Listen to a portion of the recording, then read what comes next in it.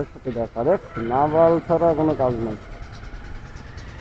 আবাল বাজারে উঠতে পারি না, এর ভিতরে মনে করেন কাহিনী শুরু হয়ে গেছে। মোটামুটি গরু দিয়ে শুরু, এখন দেখা যাক কি হয়, মানুষদের কৃষ্ণ মিনাকে।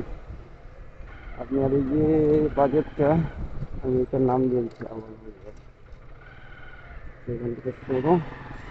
মোটামুটি দেখবেন যে যার মন যেভাবে চাই সেভাবে ঢোকাবে, কোনো ব্যাগ দেখতেছে নাই। আর এই যে শুরু দেখেন, আপনারা ভালো করে খেয়াল করেন, এই যে যে যে যার মতো এই যে এই মাঝখান দিয়ে আসছে, কিনারা মাঝখান দিয়ে আসছে, এই যে উনি যান, উনি যাবে তো যাবে। দেখছেন, আমি যেটাই বলছি সেটাই, উনি যাবে তো যাবে, ওনার কিন্তু কোনো প্যারা নেই। এই যে এই জন্য সব মাছ দিয়ে দিয়ে কোনো নাই। আমার রাস্তাটা ভালো লাগছে, এই ভালো লাগার দিক দিয়ে কোনো কাজ হবে না, আমাকে বেরিয়ে যেতে হবে এখানে।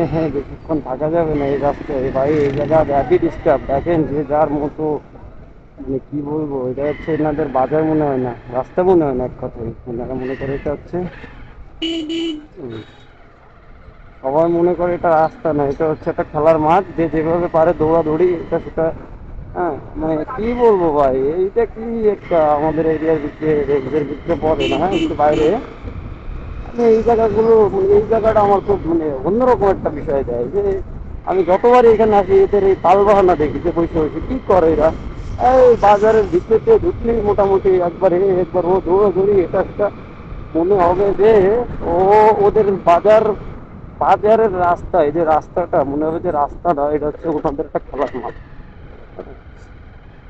আপনি যতবারই আসবেন এখানে, যেই আশেপাশে যদি কেউ থেকে থাকেন আমার ভিডিও দেখেন ভাই, তাদের বলে রাখি আগে থেকে মাইন্ড করবেন না, কারণ বাস্তবে ভাই আপনাদের এই বাজারটা একটু ট্রাভেল আছে, এতটা পরিমাণ প্রবলেম এই বাজারটাই আপনাদের মানুষগুলোর ভিতরে, যেটা বলে বোঝাতে পারবো না।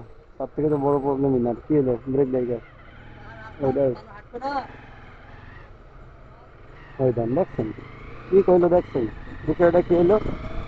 উনি ওনারা সাইড দেবে না, উনি কোনো রাস্তায় পাশে ভাঙা, উনি ওনার রাস্তায় হাঁটবে, এই যে সাইড দেবে না।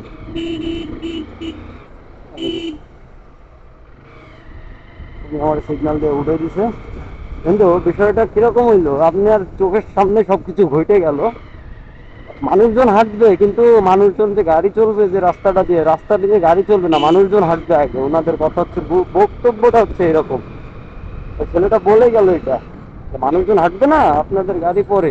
হুম, তো বিষয়টা কেমন লাগে না, যে একটা রাস্তা দিয়ে আপনি বাইক বা যে কোনো জিনিস, আগে একদিন আমার এই কথাটা একজন বলছিল যে তুমি বাইক নিয়ে ঢুকছো কে। আমি তো অবাক, পুরো অবাক, কি হইলো রাস্তার মধ্যে আমি বাইক নিয়ে আসতে পারবো না। তো আমি ওনার সাথে তর্কটা জড়াই নাই।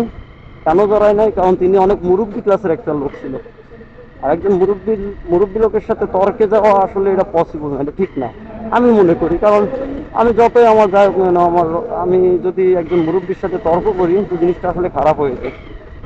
তবে উনি এই কথাটা বলার পরে আমি একটু হাইসে দিয়েছিলাম, হালকা একটু হাইসে দিয়ে আমি আমার মতো বাইকে একটা মুচকে হাসি দিয়ে আমি ভাগিয়ে গেলাম, যে উনি বলছে, ওনার মনে চাইছে, উনি বলছে, থাক না।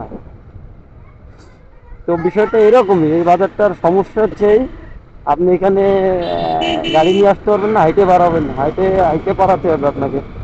ঠিক আছে, আপনি যে জায়গায় বা যে যেখান থেকে গাড়ি নিয়ে আসবেন বা এখান থেকে একটু হাইটে আসবেন, নাইলে কিন্তু আবার যাচ্ছে এরকম কথা আপনার শোনা লাগতে পারে যে আপনি গাড়ি নিয়ে ঢুকছেন কা, বা এরকম টাইপের কিছু কথা আপনার শোনা লাগতে পারে।